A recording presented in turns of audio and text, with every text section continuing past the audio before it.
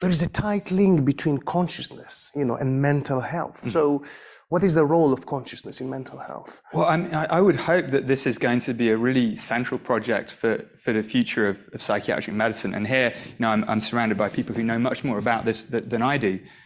But it's always struck me that psychiatric conditions, psychiatric problems, are first and foremost often disturbances of conscious experience, not necessarily first and foremost problems with behavior. This might not be true for all things, but certainly if you think about psychosis, hallucinations, and so on, they're changes in how people experience themselves or the world. You mentioned depersonalization. That's a change in how somebody experiences their self. That their self no longer feels real, though they're not delusional in the sense that they believe they don't exist, as can happen in Cotard syndrome and things like that.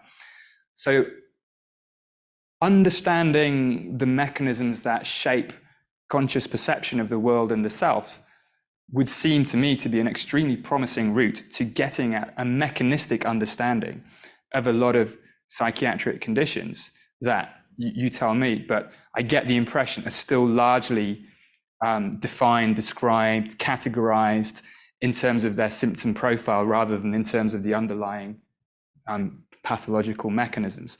And of course, if you understand the mechanisms, that ought to open up different avenues for treatment that aren't just about trading off different symptoms against each other, but actually getting and hopefully altering the underlying mechanisms.